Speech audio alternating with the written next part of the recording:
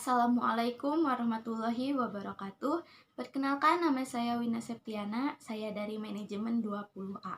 Di sini saya akan menjelaskan mengenai salah satu materi akuntansi manajemen, yaitu mengenai akuntansi pertanggungjawaban atau responsibility accounting. Dahulu, akuntansi pertanggungjawaban adalah satu-satunya media atau alat untuk mengevaluasi kinerja manajemen. Namun sekarang, pergeseran filosofi manajemen dari kinerja individu menjadi kinerja kelompok atau kinerja tim. Lalu apa itu akuntansi pertanggungjawaban?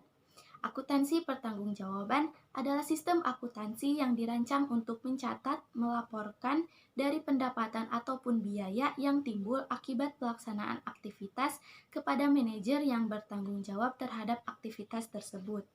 Tujuannya untuk menyediakan informasi yang dapat digunakan oleh manajer untuk mengevaluasi efisiensi penggunaan sumber daya organisasi. Jadi, akuntansi pertanggungjawaban ini adalah satu bentuk evaluasi kinerja manajerial pada zaman dulunya yang melaporkan tentang perbandingan antara anggaran dan realisasi serta bagaimana manajemen atau pihak manajerial bisa mempertanggungjawabkan apa yang telah dilakukannya, apa saja upaya untuk mengurangi penyimpangan dan seterusnya. Lalu bagaimana skema dari akuntansi pertanggungjawaban? Yang pertama yaitu menghitung biaya sesungguhnya setiap aktivitas dalam periode tertentu. Yang kedua, hasil perhitungan tersebut dibandingkan dengan biaya yang dianggarkan untuk aktivitas yang sama.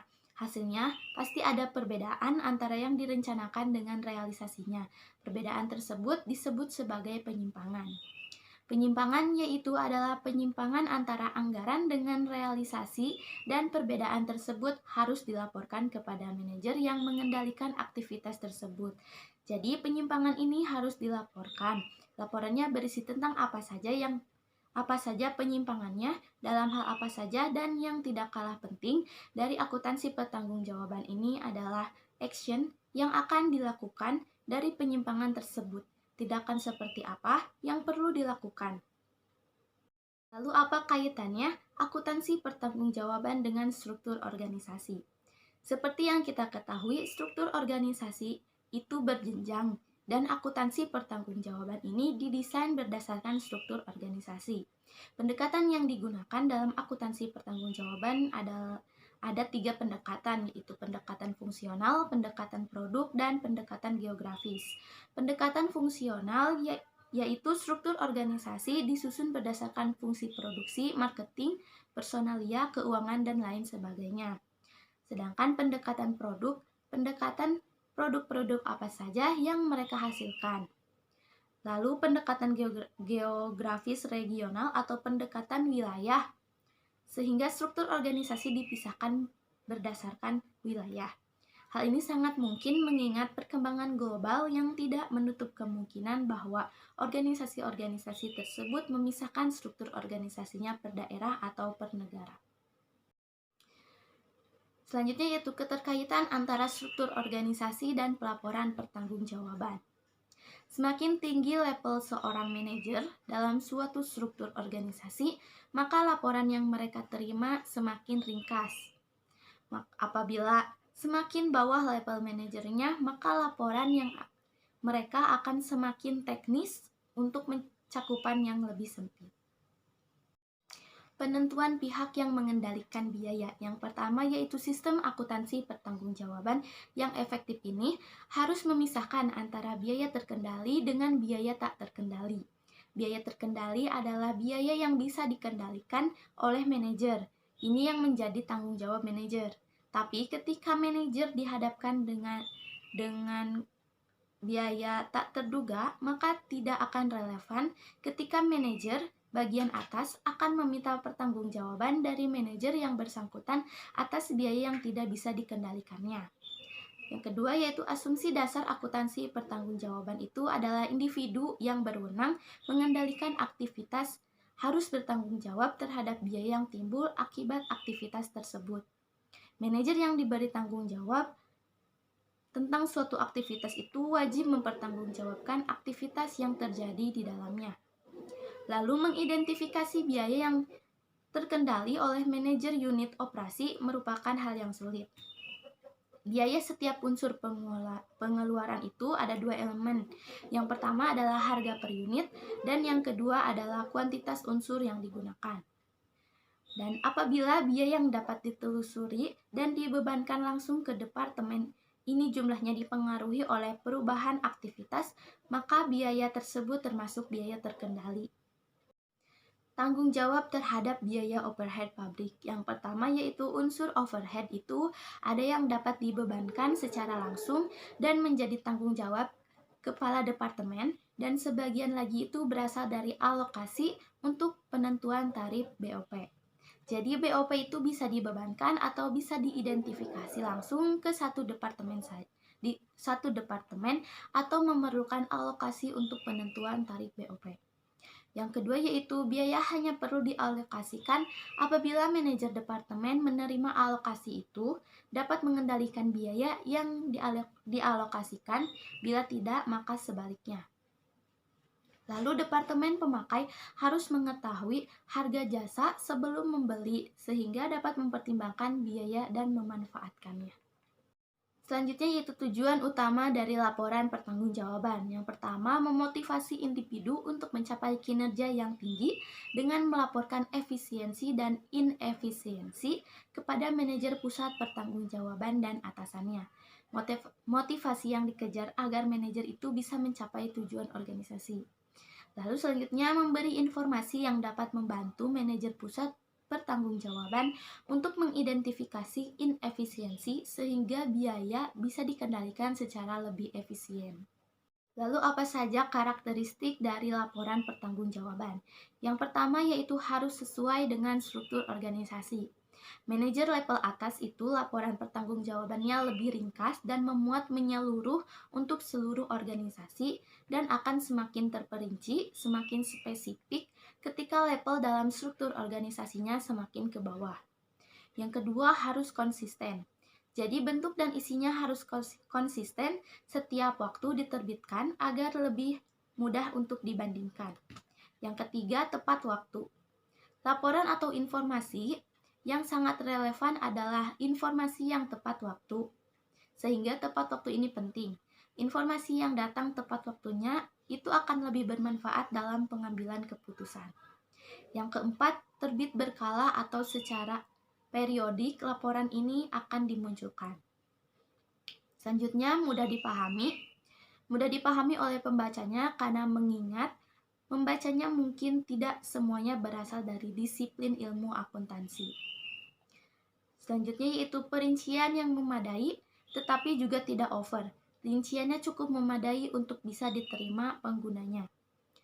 Ketujuh yaitu menyajikan data perbandingan antar waktu, antar departemen. Mungkin yang selanjutnya analitis. Dan yang terakhir yaitu menggunakan satuan unit dan mata uang sesuai dengan mata uang yang berlaku di negara tersebut. Selanjutnya yaitu analisis penyimpangan dan anggaran fleksibel, tujuan utama akuntansi pertanggungjawaban. Yang pertama yaitu pengendalian biaya. Tujuan utamanya untuk mengendalikan biaya-biaya yang bisa dikendalikan oleh manajer yang memiliki tanggung jawab di dalamnya. Yang kedua, perbandingannya adalah membandingkan biaya sesungguhnya atau real cost atau biaya aktual dengan biaya yang dianggarkan, menghubungkan apa yang terjadi dengan apa yang direncanakan. Kejadiannya seperti apa, realisasinya seperti apa, yang direncanakan seperti apa. Itu yang akan dibandingkan dalam akuntansi pertanggungjawaban. Selanjutnya, efisiensi biaya.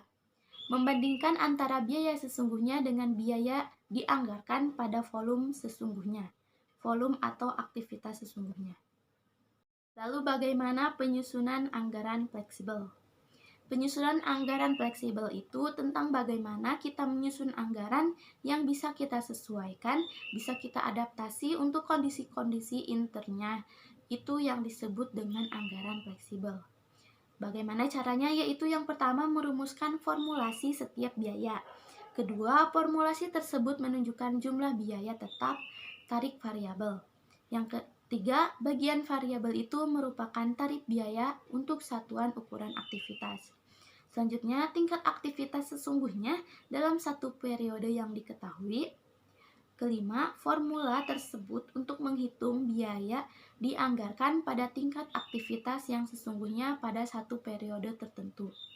Dan yang terakhir yaitu anggaran yang disesuaikan dengan tingkat aktivitas sesungguhnya, itulah yang disebut sebagai flexing budget atau anggaran fleksibel. Selanjutnya yaitu jenis-jenis penyimpangan.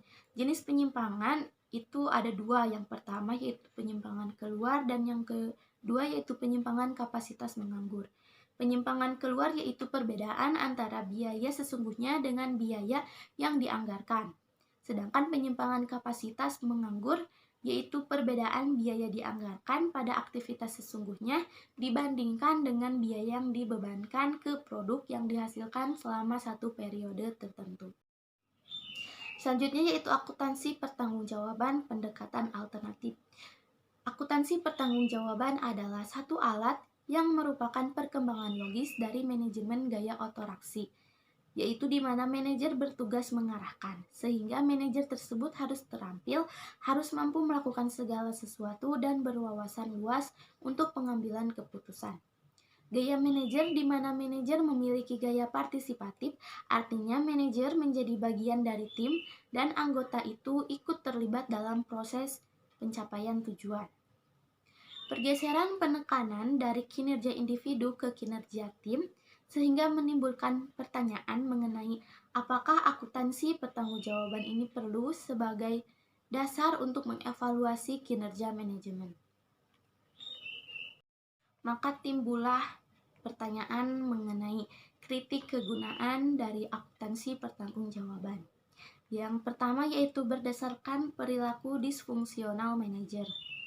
Akuntansi pertanggungjawaban tradisional membebankan tanggung jawab ke manajer sebagai individu, sehingga ukuran penyimpangan anggaran ini sebagai bentuk inefisiensi, sehingga manajer mengendalikan aktivitas-aktivitas yang menimbulkan biaya.